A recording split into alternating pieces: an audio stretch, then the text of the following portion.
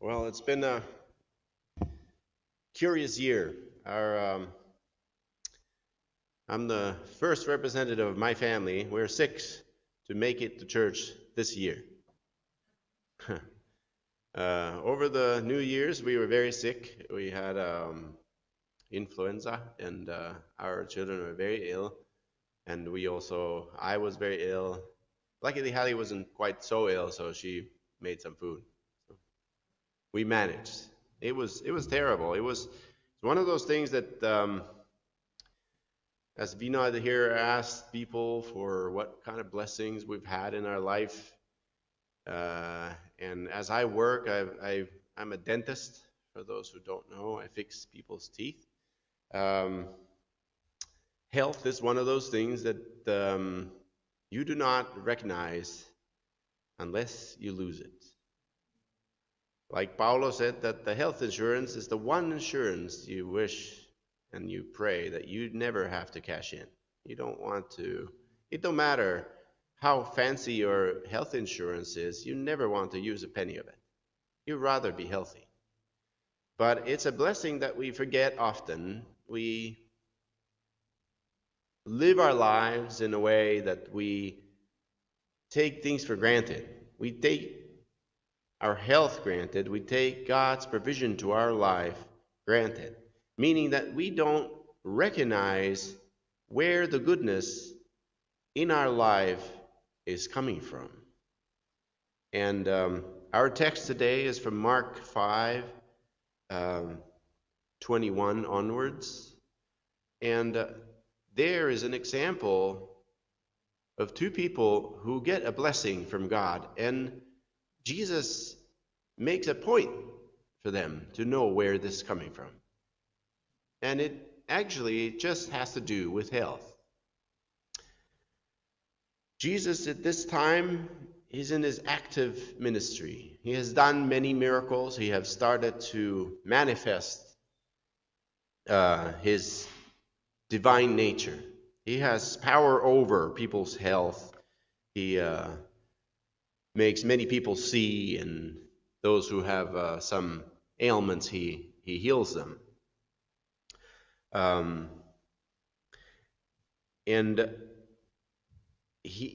many people are brought to him, and many are healed by just touching, when they touch Jesus.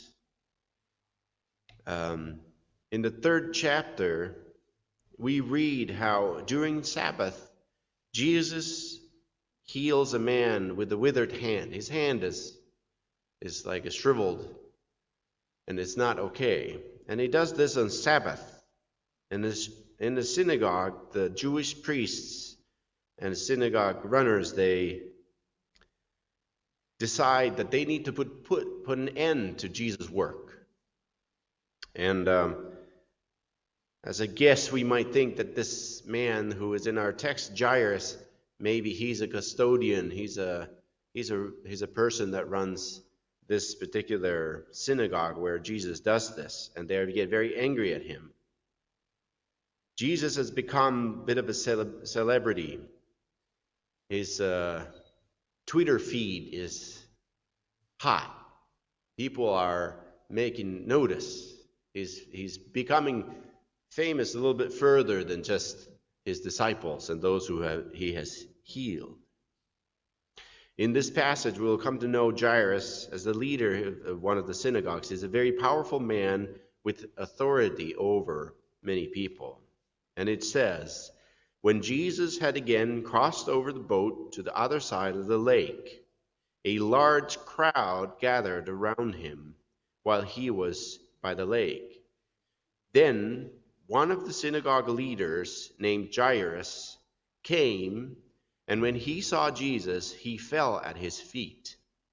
He pleaded earnestly with him, "My little daughter is dying. Please come and put your hands on her so that she will be healed and live."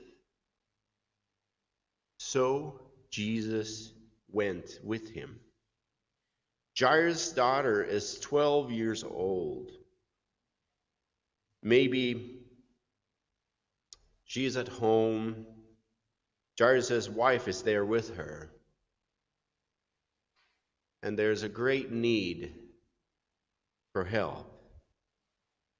Jairus' family had the best possible care available at the time to help her. Not one resource was spared to get her to feel better, but nothing had worked. And how quickly the desperation of a father turns Jairus around.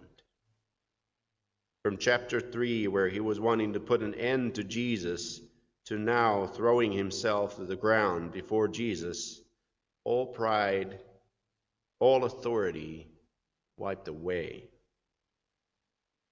When people do something that is against their understanding of right, like Jairus here, he was the member of the synagogue, and the synagogue leaders were not in favor of Jesus. And for him to come before Jesus, he had to, in his mind, make this the right thing to do. I've sometimes thought that, why is it that people do wrong things, like crimes? Why do we have criminals? It's because it is in our nature to be able to make some things that are wrong seem right. We can do this. And this is what Jairus had to do. He had to justify to himself, why is it that he would now, instead of condemning Jesus, come and bow down before Jesus and plead for his help? Because Jairus has seen clearly that Jesus has healed and helped so many people.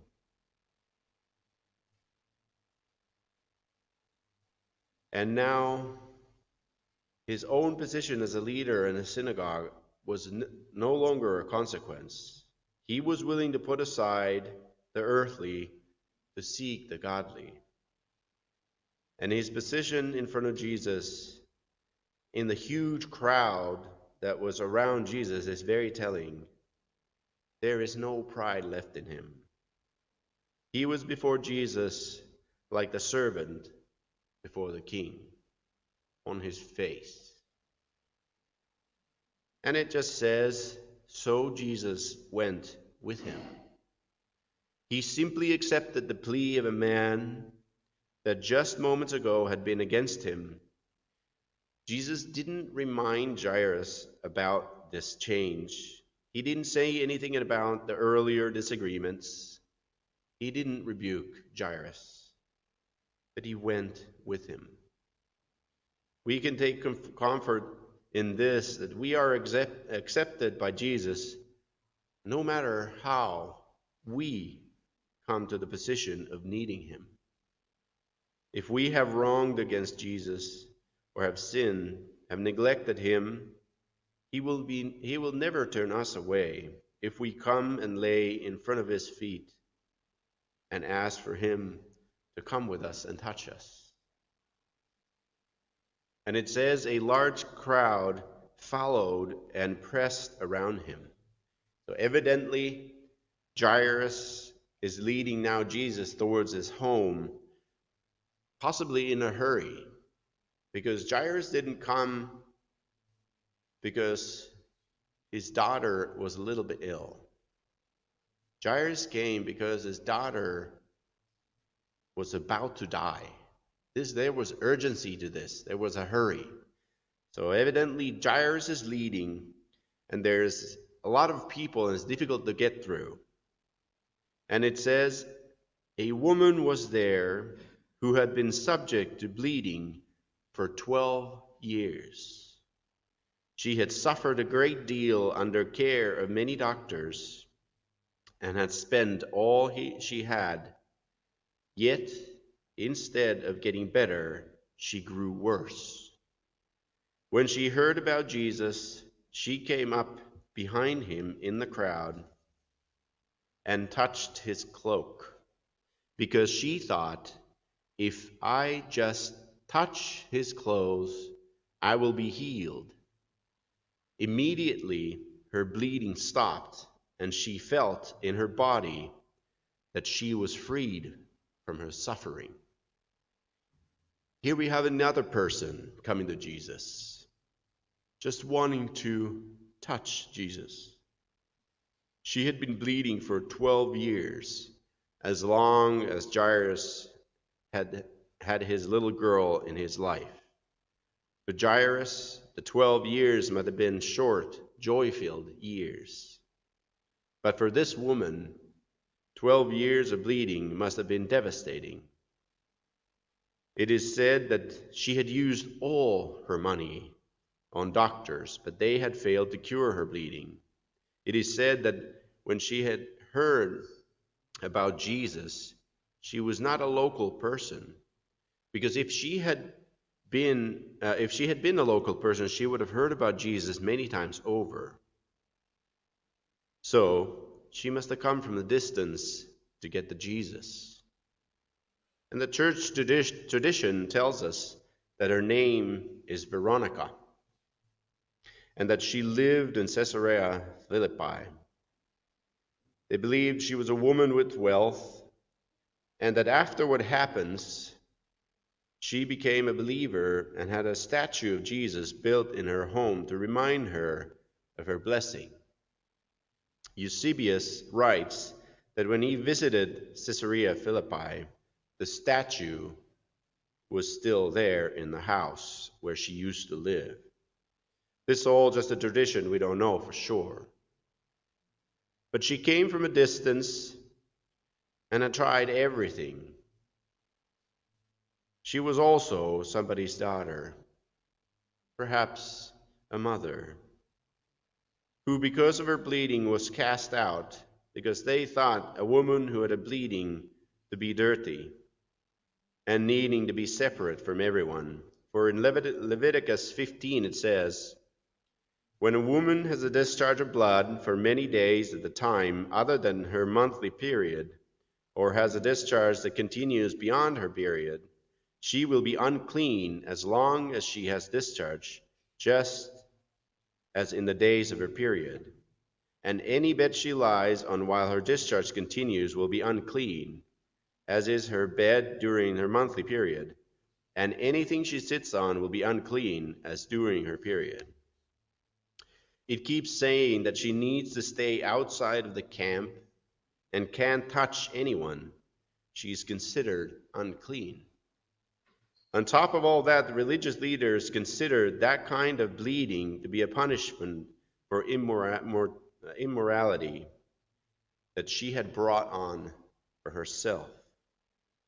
And it is said that she'd used all her money on doctors to help her, but only gotten worse. I suppose it's good that she ran out of money. She could have been killed by the doctor's remedies of the day. To give you an idea what the doctors would do at this time, there's a tradition in Talmud that talks about this kind of illness.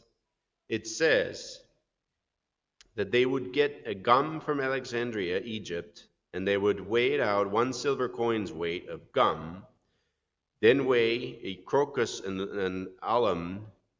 This is a saffron and an aluminum compound, which is a complex salt. And they would mix it together with wine and drink it to try to stop the bleeding.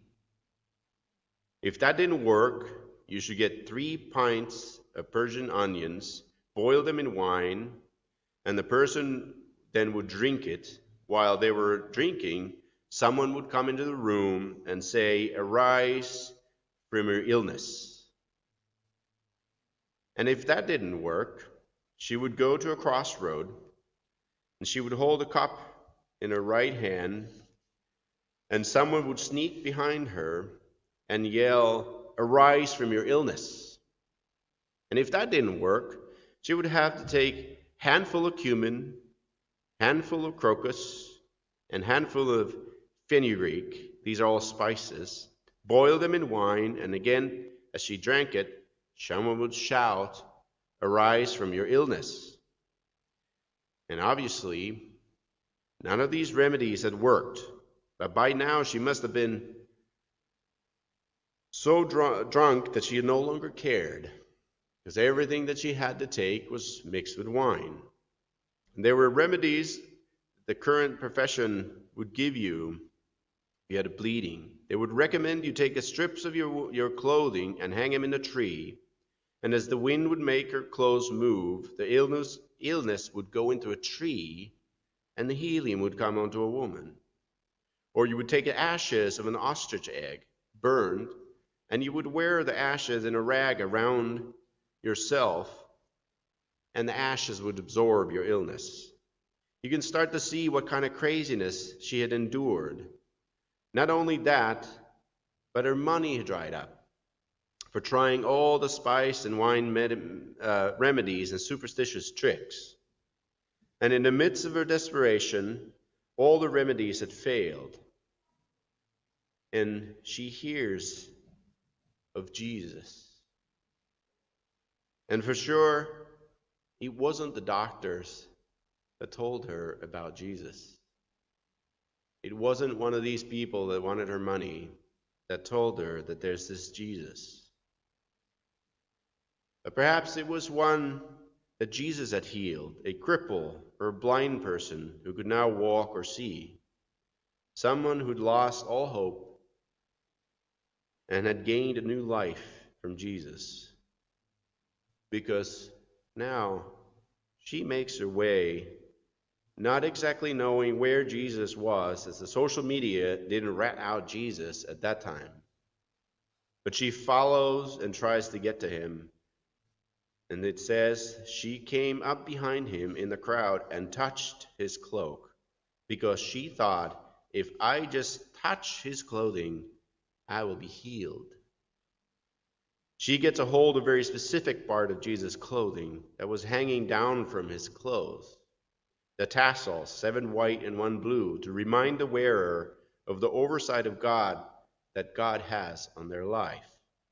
And she must have seen the tassels and the garments of the priests oftentimes. But before, it had meant so little. Now, all she wanted to do was touch the hem of Jesus' garment. Because she did believe, and perhaps was reminded that when she approached Jesus about God of Israel. Finally, she is not just religious, but she believes. She sneaks behind him just to take a hold of one of those tassels hanging low down. So she also is bowing down right before Jesus, or behind Jesus. She knows she is unclean, and by touching, she will defile the teacher. But she is desperate and hopeless. And immediately her bleeding stopped, and she felt her body that she was freed from her suffering. And like when you have a burn in your finger and you stick it in a cold water, the relief must have been amazing. It says that she felt a change in her. She immediately knew it was in the past. The doctors, the defilement, the shame of being an outsider. She was freed from so much psychological pain that I believe that she burst out in tears as she crouched down in the dirt behind Jesus. The plague on her life was over. Immediately she was made whole again, acceptable to all. Not only bleeding stopped, but her body was made whole again. All physical brokenness was gone. And it says, at once Jesus realized that power had gone out of him. He turned in the crowd and asked, "Who touched my clothes?" You see people crowding against you, his disciples answers, and yet you ask, "Who touched me?"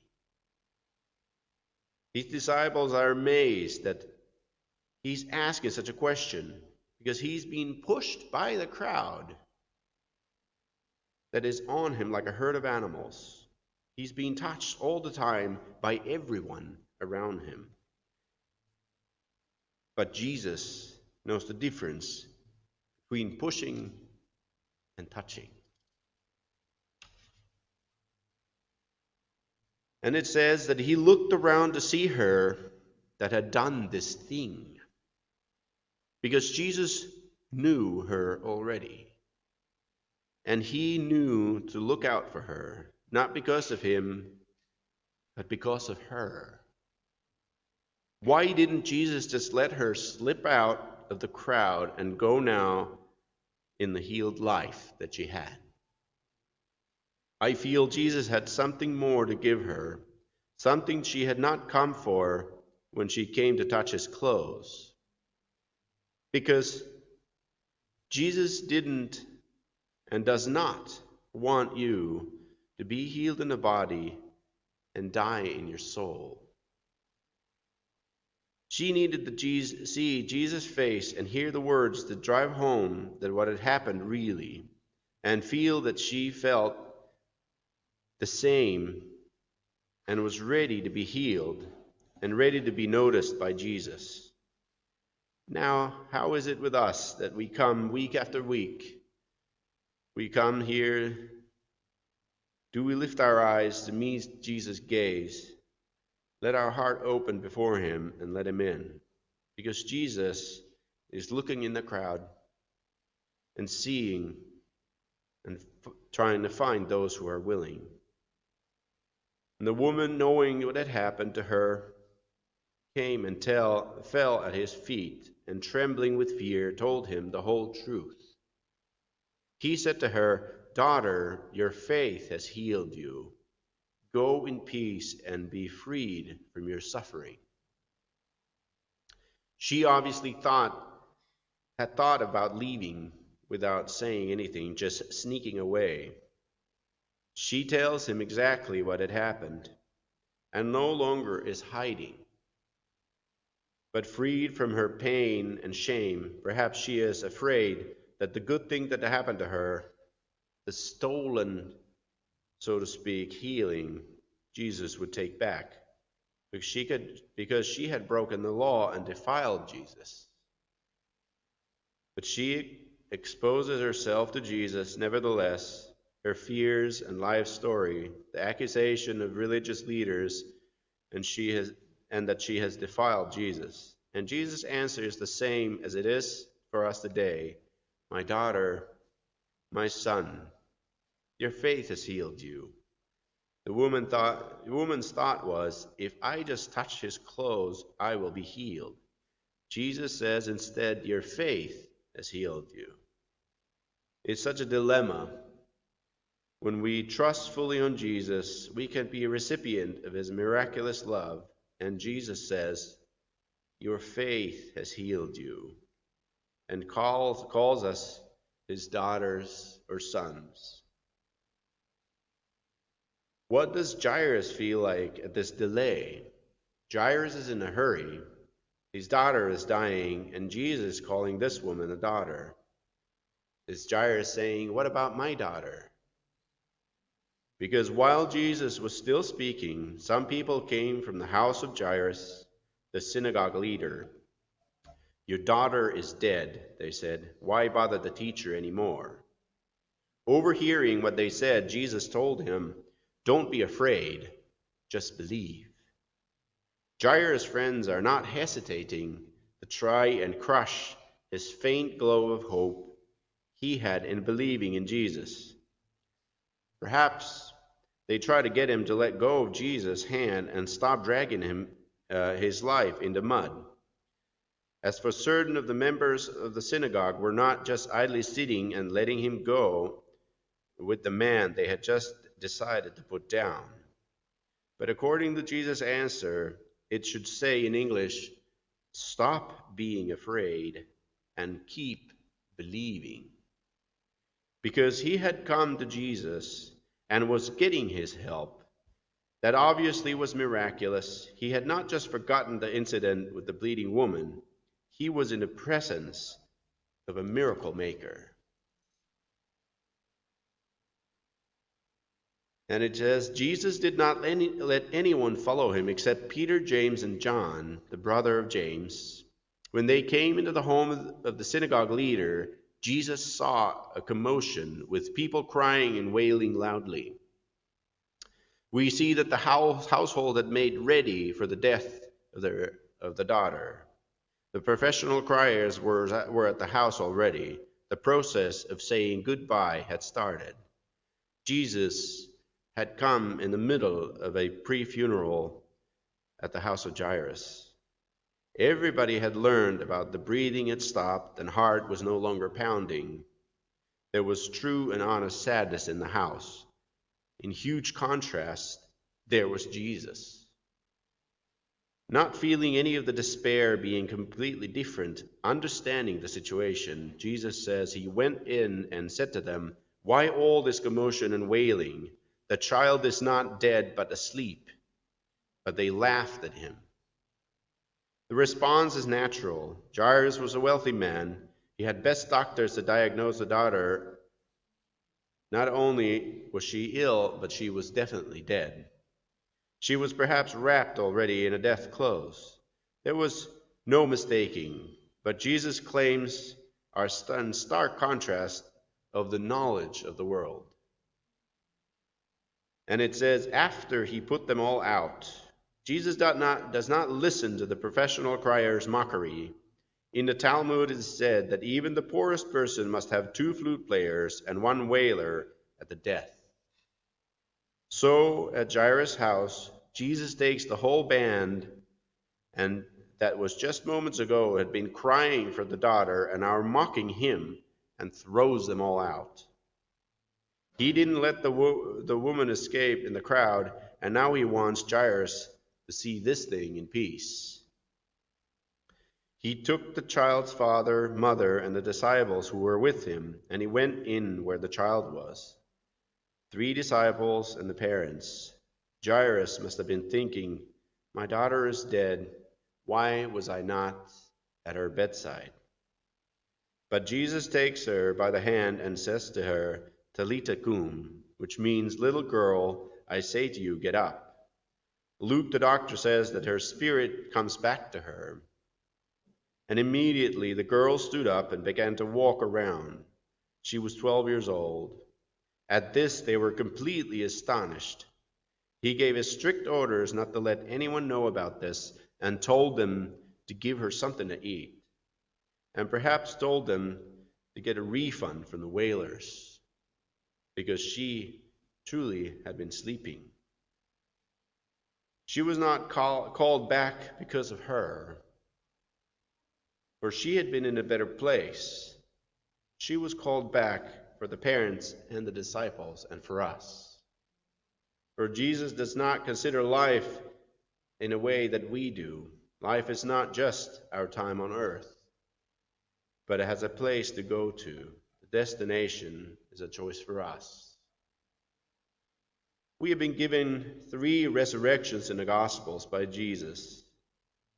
Jairus' only daughter, widow's only son, and the only brother, Lazarus, from God, who really knew about the only son.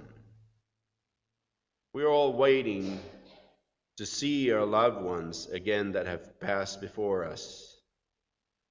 During our time here, we can be assured that the only Son of God is praying for us and keeping us in the thoughts of God. We can, like the bleeding woman, confess our life and trust not to be ridiculed like Jairus. Keep from being afraid and when the world looks like it has turned against us. God is with us. Amen.